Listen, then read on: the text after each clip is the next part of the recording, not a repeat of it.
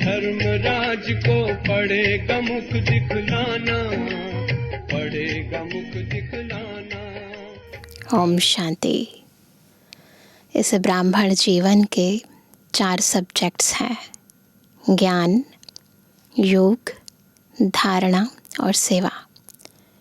और उसमें याद और सेवा 2 ऐसे सब्जेक्ट हैं जो बाबा कहते हैं कि ये एक डबल लॉक है, जिसके अंदर माया आ नहीं सकती।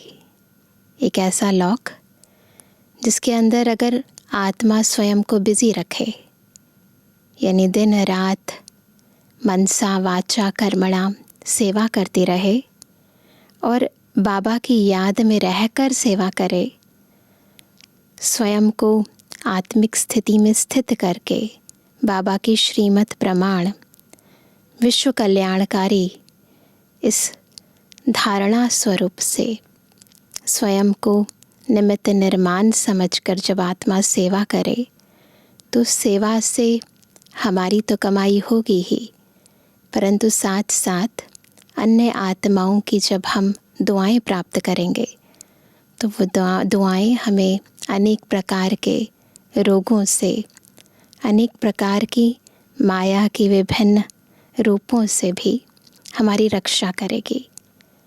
तो आज की मुरली भी हमें हमारे ये मुख्य सब्जेक्ट याद और सेवा, इस पर बहुत ज़ोर दे रही है। कैसे हमें योग युक्त रहकर बाबा की सेवा करनी है और कैसे याद में रहकर ईश्वरीय हर कार्य करके बाबा की आशाओं को पूर्ण करना है, वो विधि सिखा रही है। सुनते हैं प्यारे बाबा के मधुर महावाक्य। आज है 3 तारीख 3 अप्रैल 2026। बाबा के महावाक्य हैं: मीठे बच्चे, बाप समान रहम दिल बन, अनेकों को रास्ता बताओ। जो बच्चे दिन रात सर्विस में लगे रहते हैं वही बहादुर है। ये बहादुरी है कि मन व्यर्थ की तरफ, व्यक्त की तरफ, संसार की तरफ और पुराने संस्कारों की तरफ ना जाए। प्रश्न है, ऊंची तकदीर का मुख्य आधार किस पर है? उत्तर है, याद की यात्रा पर। जितना जो याद करता है उतनी ऊंची तकदीर बनाता है। शरीर निर्वाह अर्थ कर्म करते बाप और वर्षे को याद करते रहो तो तकदीर ऊंची बनती जाएगी। अलग से बैठकर तो याद करना है, परंतु चलते फिरते उठते बैठते भी याद रहे करन करावनहार कौन है। आज का गीत है, तकदीर जगाकर आई हूँ।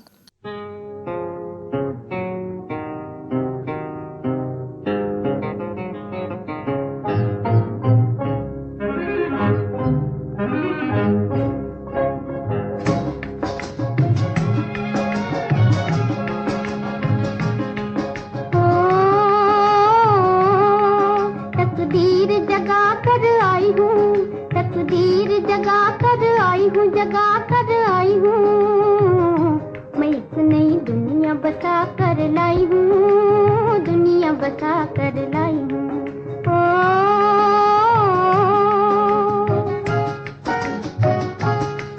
तकदीर जगा कर आई हूँ, तकदीर जगा कर आई हूँ, जगा कर आई हूँ, मैं इस नई दुनिया बसा कर लाई हूँ, दुनिया बसा कर लाई हूँ।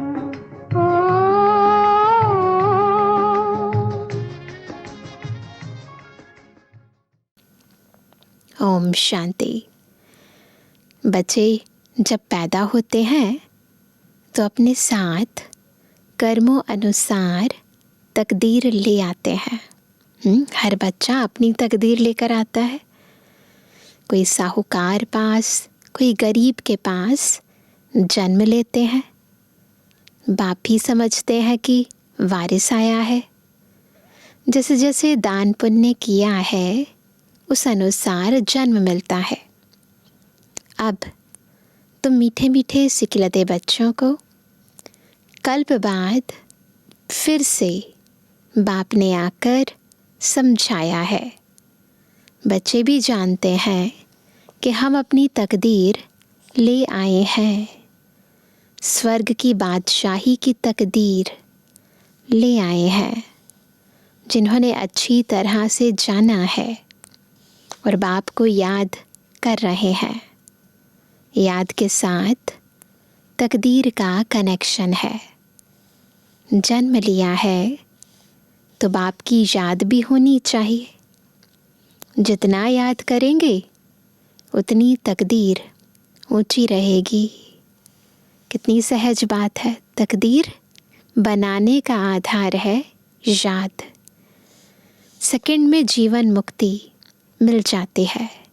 आत्मा को स्मृति आ गई, मैं कौन और मेरा कौन। बस तकदीर ऊंची बन गई। तुम आए हो सुखधाम की तकदीर प्राप्त करने। कौन सी तकदीर प्राप्त करने? सुखधाम की तकदीर। हम सभी सुखधाम में जाएंगे। अभी हर एक पुरुषार्थ कर रहे हैं। हर एक अपने को देख रहे हैं कि हम कैसे पुरुषार्थ कर रहे हैं। जैसे मम्मा बाबा और सर्विसेबल बच्चे पुरुषार्थ करते हैं, उनको फॉलो करना चाहिए। सबको बाप का परिचय देना चाहिए। बाप का परिचय दिया तो रचना के आदि मध्य अंत का भी आ जाएगा। बाबा का परिचय मिला तो बाबा के पास जो ज्ञान है ना, रचता और रचना के आदि मध्य अंत का, वो भी हमें मिल जाएगा। ऋषि मुनि आदि कोई भी रचता और रचना के आदि मध्य अंत का नॉलेज नहीं दे सकते। कोई भी नहीं दे सकते संसार में। अभी तुम्हारी बुद्धि में सारा चक्र स्मृति में रहता है। दुनिया में कोई भी बाप और वर्षे को नहीं जानते। तुम बच्चे अब बाप को और अपनी तकदीर को जानते हो। पापा को भी जानते हैं और हमारी जो भविष्य तकदीर बनने वाली है उस वर्षे को भी जानते हैं। अब बाप को याद करना है। जान तो गए ना, पता तो चल गया, लेकिन जितना याद करेंगे उतनी तकदीर ऊंची होगी। शरीर निर्वाह अर्थ कर्म भी करना है। कर्म संन्यास भी नहीं करना है। घर बार भी संभालना है। कोई निर्बंधन है तो वह अच्छी सर्विस कर सकते हैं। सेवा कैसे होती है? जब आत्मा तन और मन और कर्म इन विभिन्न बंधनों से मुक्त हो। तन में भी प्रॉब्लम होती है तो सेवा नहीं कर पाते हैं। मन में भी हलचल होती है, विश्वास नहीं होता है ना, या संशय बुद्धि बन जाते हैं तो फिर सेवा नहीं कर पाते हैं। और संबंधों की प्रॉब्लम होती है, कर्मों के बंधन होते हैं तो सेवा नहीं कर पाते हैं।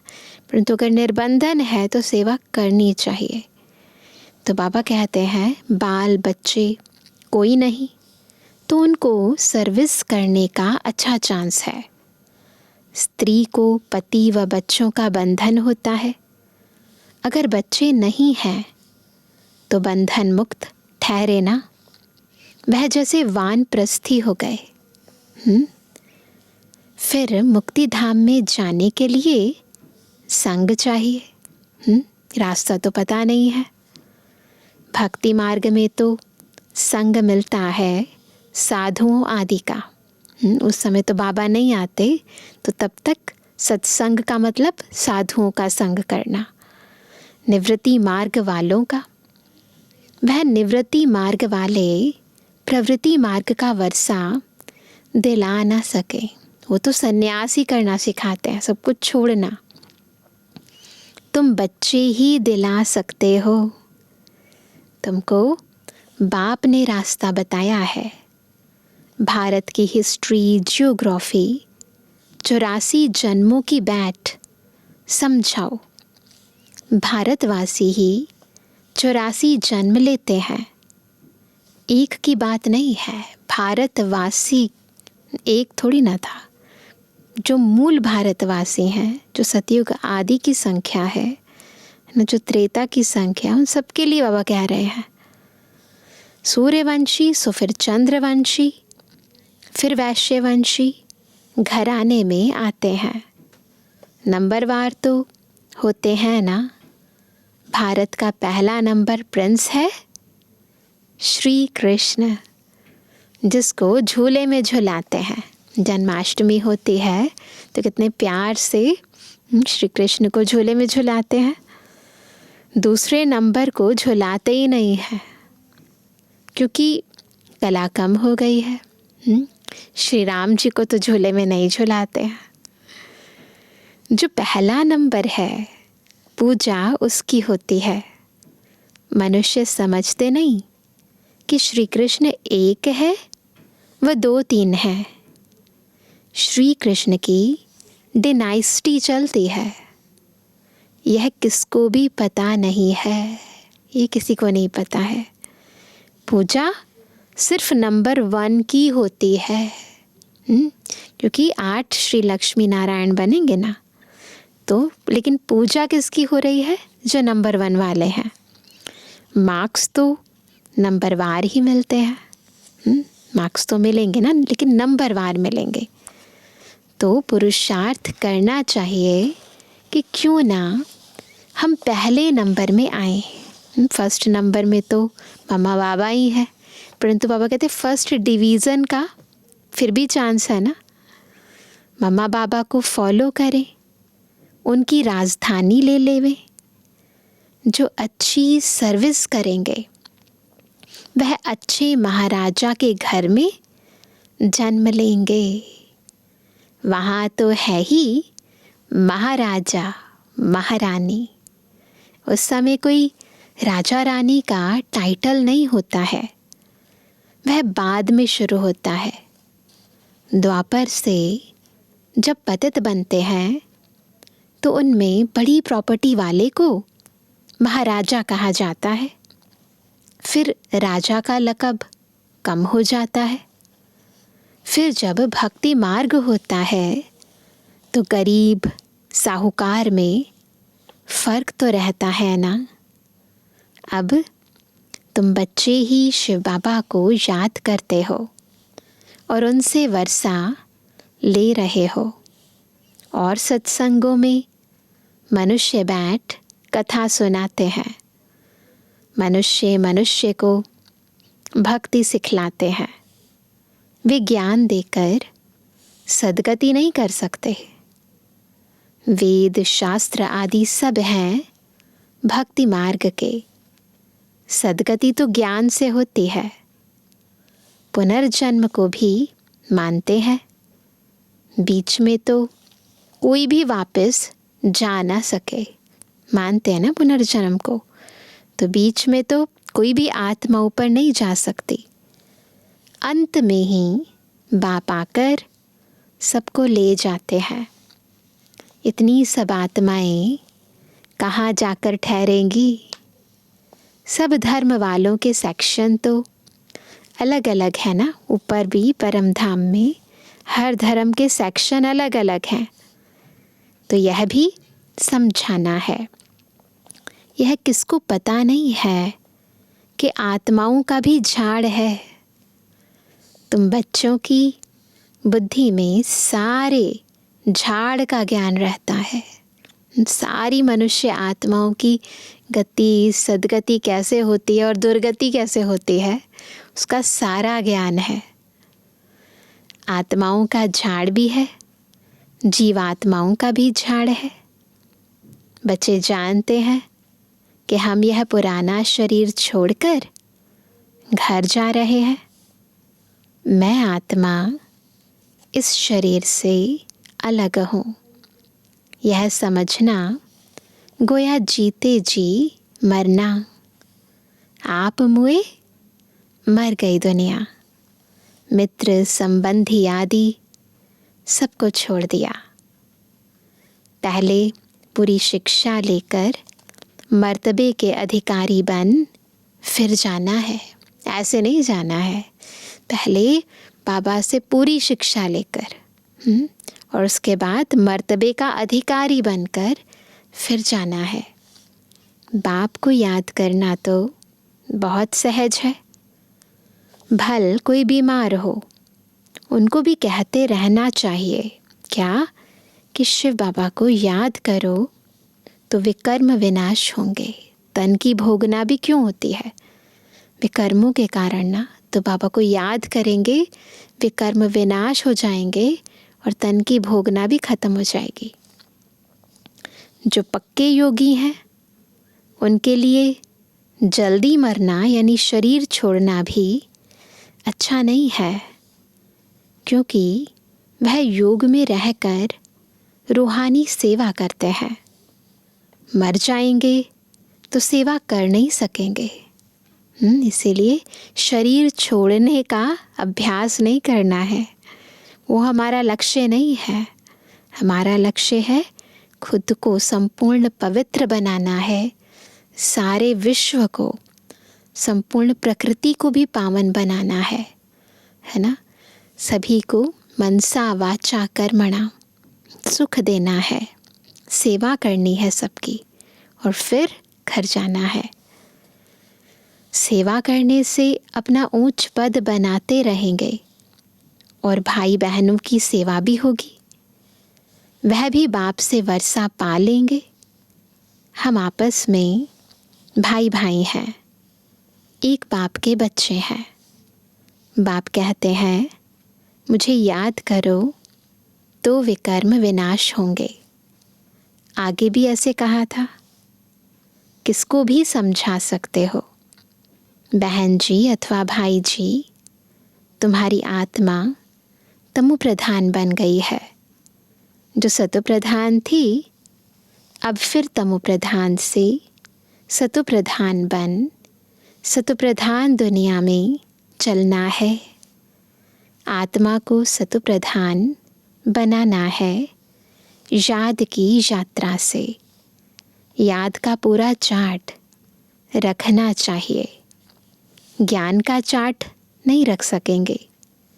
बाप तो ज्ञान देते रहते हैं, जांच रखनी है कि हमारे ऊपर जो विकर्मों का बोझा है वह कैसे उतरे। इसलिए याद का चार्ट रखा जाता है ताकि हमारे सिर पर जो विकर्मों का बोझा है वो उतर जाए ना। अगर याद नहीं करेंगे तो बोझा नहीं उतरेगा। हमने कितना घंटा याद किया, मूल वतन को भी याद करते हैं, फिर नई दुनिया को भी याद करते हैं। 5 स्वरूप की ड्रिल करते हैं तो पहले अपने अनादि रूप को, फिर आदि रूप को। उथल पुथल होनी है, उसकी भी तैयारी हो रही है। बॉम्ब्स आदि भी बनते जाएंगे, देख ही रहे हैं। एक तरफ कहते हैं कि हम ऐसे ऐसे मौत के लिए सामान बना रहे हैं, दूसरी तरफ कहते मौत का सामान नहीं बनाओ। समुद्र के नीचे भी मारने का सामान रखा है, ऊपर आकर बॉम्ब्स छोड़ फिर समुद्र में चले जाएंगे। वैरायटी है, डिस्ट्रक्शंस के बहुत सारे सामान रखे हुए हैं। ऐसी ऐसी चीज़ें बनाते रहते हैं। यह अपने ही विनाश के लिए कर रहे हैं। मौत सामने खड़ा है, इतने बड़े बड़े महल बना रहे हैं। तुम जानते हो यह सब मिट्टी में मिल जाएंगे। किनकी दबी रही धूल में किनकी राजा खाए, किसी की चोर लूट जाएगा, है ना। लड़ाई ज़रूर होगी। कोशिश कर पॉकेट सबके खाली करेंगे। चोर भी कितने घुस पड़ते हैं, लड़ाई पर कितना खर्चा करते हैं। यह सब मिट्टी में मिल जाना है। मकान आदि सब गिरेंगे। बॉम्ब्स आदि गिरने से सृष्टि के 3 भाग खलास हो जाते हैं, बाकी एक भाग बच जाता है। भारत एक हिस्से में है ना, बाकी तो सब बाद में आए हुए हैं, तो बाद में आए हैं ना। भारत आधा कल्प में तो केवल ही भारत है, उसके बाद धीरे धीरे दूसरी कंट्रीज आई। समुद्र को सुखाकर कितनी कंट्रीज बनी है। भारत की भी एक्सटेंशन समुद्र को सुखाकर ही हुई है। तो इसीलिए बाबा ने कहा कि बस एक हिस्से में ज़मीन रहेगी। वैसे भी कहते हैं ना 70% वाटर हो जाएगा। तो बाबा कहते हैं कि बाकी तो सब बाद में आए हुए हैं, अभी भारत खंड का ही बचेगा। मौत तो सबका होना ही है, तो क्यों ना हम बाप से पूरा वर्षा ले लें। इसलिए बाप कहते हैं लौकिक संबंधियों से भी तोड़ निभाना है, बाकी बंधन नहीं है। तो बाबा राय देंगे कि क्यों नहीं सर्विस पर लग जाते हो। स्वतंत्र हैं तो बहुतों का भला कर सकते हैं। अच्छा, कहाँ बाहर ना जाएं तो अपने मित्र संबंधियों पर ही रहम करना चाहिए। आगे कहते थे ना कि बाबा रहम करो, अब तो तुमको रास्ता मिला है तो औरों पर भी रहम करना चाहिए, ताकि उनका भी कल्याण हो जाए ना। जैसे बाप रहम करता है, बाप कहते हैं मुझे याद करो तो विकर्म विनाश होंगे। सन्यासी लोग तो हठ योग आदि की कितनी मेहनत करते हैं, यहाँ तो यह कुछ नहीं है। सिर्फ याद करो तो पाप भस्म हो जाएंगे। इसमें कोई तकलीफ नहीं, फिजिकली कुछ नहीं करना है, न कोई आसन, न कहीं यात्रा, कोई तकलीफ नहीं देनी है शरीर को। सिर्फ याद के यात्रा की बात है। उठो बैठो, कर्मेंद्रियों से भल कर्म भी करो, सिर्फ बुद्धि का योग बाप से लगाओ। सच्चा सच्चा आशिक बनना है उस माशूक का। सच्चा आशिक क्या करता है? केवल माशूक को याद करता है, किसी और को नहीं, है ना। तो पूरा वफादार होता है, बेवफा नहीं बनना है। खुद कहते हैं कि हे आशिकों, हे बच्चों, भक्ति मार्ग में तो बहुत याद किया, लेकिन अब मुझ माशूक को याद करो तो तुम्हारे पाप भस्म होंगे। मैं गारंटी करता हूँ। भक्ति में तो कितनी मेहनत की ना, अब तो केवल याद ही करना है। कोई कोई बात शास्त्रों में आ गई है। भगवान द्वारा गीता सुनने से तुम जीवन मुक्ति पाते हो। मनुष्य द्वारा गीता सुनने से जीवन बंध में आ गए हो। भक्ति मार्ग में भी तो गीता पाठ करते हैं, नहीं तो गीता सुनते हैं। तो वो तो मनुष्य ने सुना ही ना, उस समय बॉडी कॉन्शियस होकर सुना, तो फिर उसका प्रभाव नहीं पड़ा। अब कौन सुना रहा है गीता? अभी खुद भगवान आकर सुना रहे हैं। तो बाबा से जब हम गीता ये ज्ञान सुनते हैं तो हमें जीवन मुक्ति मिलती है।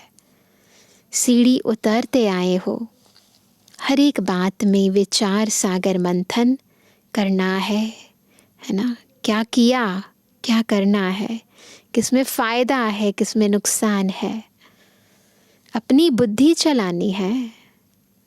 यह बुद्धि की यात्रा है जिससे विकर्म विनाश होंगे। वेद शास्त्र यज्ञ तप आदि करने से पाप नाश नहीं होंगे, नीचे ही गिरते आए। अभी तुमको ऊपर जाना है। सिर्फ सीढ़ी से कोई समझ नहीं सकेंगे जब तक उस पर कोई समझाए नहीं। केवल चित्र देखकर कोई नहीं समझता, बताना पड़ेगा ना इसका राज क्या है। जैसे छोटे बच्चे को चित्र दिखाकर सिखाना पड़ता है, यह हाथी है। जब हाथी देखेंगे तो चित्र भी याद आएगा, जैसे तुम्हारी बुद्धि में आ गया है। चित्र में हमेशा छोटी चीज़ दिखाई जाती है समझाने के लिए ना। तुम जानते हो कि वैकुंठ तो बड़ा होगा ना। पिक्चर में भले छोटा दिखा दिया, महल छोटे छोटे हैं, पर वास्तविकता में तो बड़े बड़े होंगे ना। बड़ी राजधानी होगी, वहाँ हीरे जवाहरातों के महल होते हैं। वह फिर प्राय लोप हो जाते हैं, सब चीज़ें गायब हो जाती हैं। नहीं तो यह भारत गरीब कैसे बना? साहूकार से गरीब, गरीब से साहूकार बनना है। यह ड्रामा बना बनाया है, इसलिए सीढ़ी पर समझाया जाता है। नए नए आते हैं, उनको समझाने से प्रैक्टिस होगी, मुख खुल जाएगा। कोई भी कार्य बिना प्रैक्टिस के नहीं आता है। तो अगर ज्ञान हमें धारण हो गया है, समझ में आ गया है, तो फिर औरों को सुनाना है, प्रैक्टिस करनी है, मुख खुल जाएगा। सर्विस लायक बच्चों को बनाया जाता है। कई सेंटर्स पर तो बहुत बच्चे अशांति फैलाते रहते हैं। बुद्धि योग बाहर भटकता है तो नुकसान कर देते हैं, अपना भी नुकसान और औरों का भी। अगर हमारा बुद्धि योग इधर उधर जा रहा है तो उसके वाइब्रेशंस फैलते हैं ना, तो फिर उसके कारण हो सकता है कहीं और का भी बुद्धि योग इधर उधर चला जाए। फिर उसका बोझा भी खुद तो नहीं सुनना, परंतु दूसरे का जो नुकसान हमने किया उसका भी तो बोझा सिर पर चढ़ जाएगा ना। तो बाबा कहते हैं नुकसान कर देते हैं, वायुमंडल खराब कर देते हैं। नंबरवार तो है ना। फिर बाप कहेगा तुमने पढ़ा नहीं, तो यह हाल अपना देखो। दिन प्रतिदिन जास्ती साक्षात्कार होते रहेंगे, पता चल जाएगा। पाप करने वालों को सजाएं भी मिलती रहेंगी। फिर कहेंगे नाहेक हमने पाप किया। बाप को सुनाकर प्रायश्चित करने से कुछ कम हो सकता है।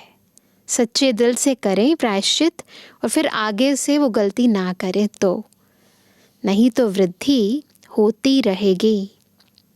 ऐसा होता रहता है, खुद भी महसूस करेंगे, परंतु फिर कहते क्या करें।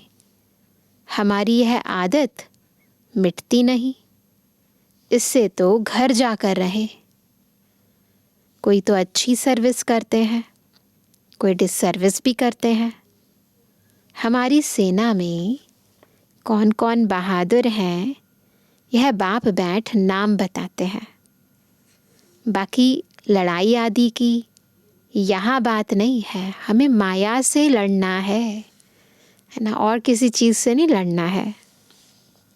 यह है बेहद की बातें। अच्छे बच्चे होंगे तो बाप ज़रूर महिमा भी करेंगे। बच्चों को बहुत रहम दिल, कल्याणकारी बनना है। अंधों की लाठी बनना है। सबको रास्ता बताना है कि बाप को याद करो तो वे कर्म विनाश होंगे। पाप आत्मा और पुण्य आत्मा कहते हैं ना, ऐसे थोड़ी कि अंदर परमात्मा है, वह आत्मा कोई परमात्मा बन जाती है। ऐसे कहते हैं ना, भक्ति में आत्मा सो परमात्मा। ये भी कहते हैं कि आत्मा ही परमात्मा है और वो हमारे अंदर है ना। यह सब रॉन्ग है। परमात्मा पर थोड़े ही पाप लगता है, उसका तो ड्रामा में पार्ट है सर्विस करने का। मनुष्य ही पाप आत्मा पुण्य आत्मा बनते हैं। जो सतो प्रधान थे वही तमो प्रधान बने हैं। उनके तन में बाप बैठ सतो प्रधान बनाते हैं, तो उनकी मत पर चलना पड़े ना। अभी बाप ने तुम बच्चों को विशाल बुद्धि बनाया है। अभी तुम जानते हो कि राजधानी कैसे स्थापन हो रही है। बुद्धि इतनी विशाल हो गई है कि हमें सारी सृष्टि के आदि मध्य अंत का पूरा डिटेल में ज्ञान हो गया है। राजधानी कैसे स्थापन होगी, उसका आधार क्या होगा, क्या करेंगे तो कौन से पद की प्राप्ति होगी। तो बाबा कहते हैं बाप ही ब्रह्मा तन में आकर ब्रह्मा मुख वंशावली बच्चों को राजयोग सिखाए देवी देवता बनाते हैं, फिर पुनर्जन्म ले सीढ़ी उतरते हैं। अब फिर सब रिपीट करना है। बाप फिर ब्रह्मा द्वारा स्थापना करा रहे हैं। कल्प कल्प बाबा ने कराया है और अब भी कराएंगे और कल्प कल्प कराते रहेंगे। योग बल से तुम 5 विकारों पर जीत पाकर जगत जीत बनते हो। बाकी लड़ाई आदि की कोई बात नहीं है। अच्छा, हम एक मीठे से हृदय बच्चों फिर माता पिता का याद प्यार और गुड मॉर्निंग। रूहानी बच्चों की रूहानी बाप दादा को गुड मॉर्निंग, नमस्ते नमस्ते नमस्ते। धारणा के लिए मुख्य सार पहला, बंधन मुक्त बन बाप की सर्विस में लग जाना है, तभी ऊंची तकदीर बनेगी। रहम दिल बन अनेकों को रास्ता बताना है, अंधों की लाठी बनना है। दूसरा, इस शरीर से ममत्व निकाल जीते जी मरना है, क्योंकि अब वापस घर जाना है। बीमारी में भी एक बाप की याद रहे तो विकर्म विनाश हो जाएंगे। आज का वरदान है, कल्याण की भावना द्वारा हर आत्मा के संस्कारों को परिवर्तन करने वाले निश्चय बुद्धि भव। जिसे बाप में 100% निश्चय बुद्धि हो, कोई कितना भी डगमग करने की कोशिश करे लेकिन हो नहीं सकते। ऐसे दैवी परिवार व संसारी आत्माओं द्वारा भल कोई कैसा भी पेपर ले, क्रोधी बन सामना करे, वह कोई इंसल्ट कर दे, गाली दे, उसमें भी डगमग हो नहीं सकते। ऐसी स्थिति है, कुछ भी कोई कहे अंदर की स्थिति हिले नहीं। इसमें सिर्फ हर आत्मा प्रति कल्याण की भावना हो। यह भावना उनके संस्कारों को परिवर्तन कर देगी, है ना। यानी हमारे अंदर इतनी शुभ भावना भरी हुई हो कि अगर वो सामने वाला व्यक्ति हमारी इंसल्ट भी कर रहा है ना, उसके मन में हमारे प्रति अच्छा नहीं भी है, लेकिन हमारे अंतर की भावना उनकी भावनाओं को भी बदल दे, है ना। तो बाबा चाहते हैं इसमें सिर्फ अधीर्य नहीं होना चाहिए, बहुत ज़रूरी है। क्योंकि अक्सर जब आत्मा अधीर्य हो जाती है, धैर्यता ख़त्म हो जाती है, तो क्या होता है, जो भी अंदर होता है वो सब बाहर निकाल देते हैं, और अब तक जो सेवा की सब ज़ीरो हो जाती है, इम्प्रेशन ख़राब हो जाता है आत्मा का। तो बहुत ज़रूरी है, इसमें सिर्फ अधीर्य नहीं होना है। समय प्रमाण फल अवश्य निकलेगा, यह ड्रामा की नोंद है ना। ये बाबा की श्रीमत याद रखनी है। स्लोगन है, पवित्रता की शक्ति से अपने संकल्पों को शुद्ध ज्ञान स्वरूप बनाकर कमज़ोरियों को समाप्त करो। कैसे ख़त्म होंगी कमज़ोरियाँ? जब पवित्रता की शक्ति से हम अपने संकल्पों को शुद्ध बनाएंगे और ज्ञान स्वरूप बनाएंगे। आज का व्यक्त इशारा, महान बनने के लिए मधुरता और नम्रता का गुण धारण करो। वाचा में सदा सत्यता और मधुरता हो तो वाणी की मार्क्स जमा होती रहेगी। वाणी की मार्क्स जमा करने के लिए 2 चीज़ें, सत्यता और मधुरता। मधुरता का गुण जीवन में है तो हर बोल मोती समान होंगे, अमूल्य होंगे। मोती कई बार कहते हैं ना, आपके मुख से तो जैसे मोती बरस रहे हैं। लेकिन उसके लिए सबसे पहले चाहिए मधुरता का गुण। ऐसा लगेगा जैसे बोल नहीं रहे हैं, मोतियों की वर्षा हो रही है। वे ऐसा बोल बोलेंगे जो सुनने वाले सोचेंगे कि ऐसा बोल हम भी बोले। सबको सुनकर सीखने की, फॉलो करने की प्रेरणा मिलेगी। ऐसे मधुर बोल का वाइब्रेशन सर्व को स्वतः ही खींचता है। तो इसलिए बोल की शक्ति जमा करो, ये मार्क्स जमा करो, और उसके लिए 2 गुण, मधुरता, सत्यता, नम्रता। अच्छा, ओम शांति।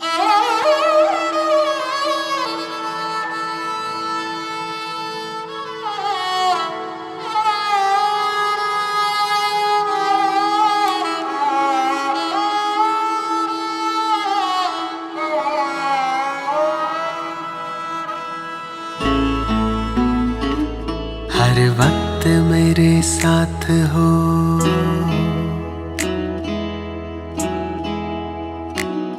हर वक्त मेरे साथ हो, विश्वास रहता है। भगवान तुम्हारे प्यार का एहसास रहता है।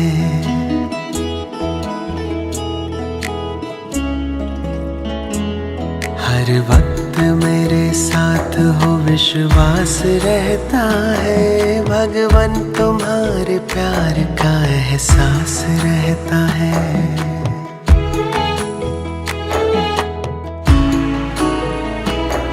जब भी निकलता घर से तुम साथ चलते हो, धूप भरी राहों में बादल से ढलते हो।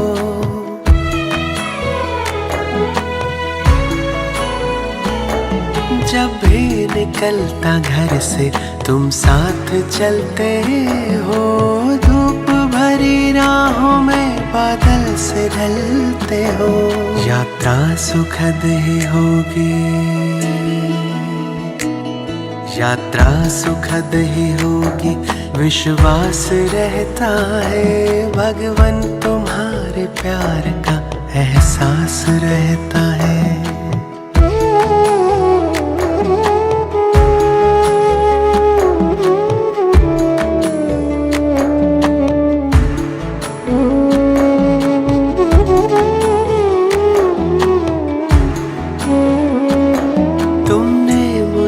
जो दी वो खुशियाँ लुटाता हूँ, तेरा नाम रूप गुण में सबको बताता हूँ।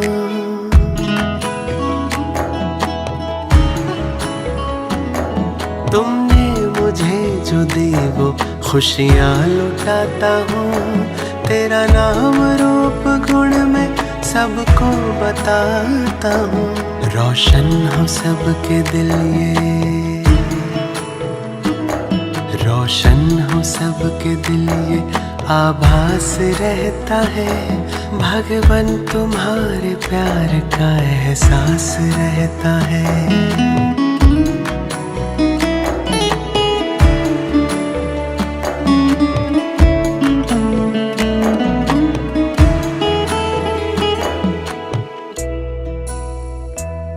हर एक मेरे है ये दिल गीत गाता है, सब प्रेम से रहे ये सरगम सुनाता है।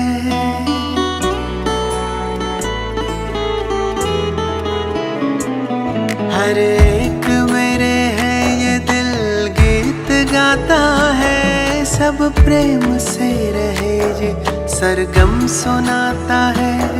जन्नत बने जहाँ ये,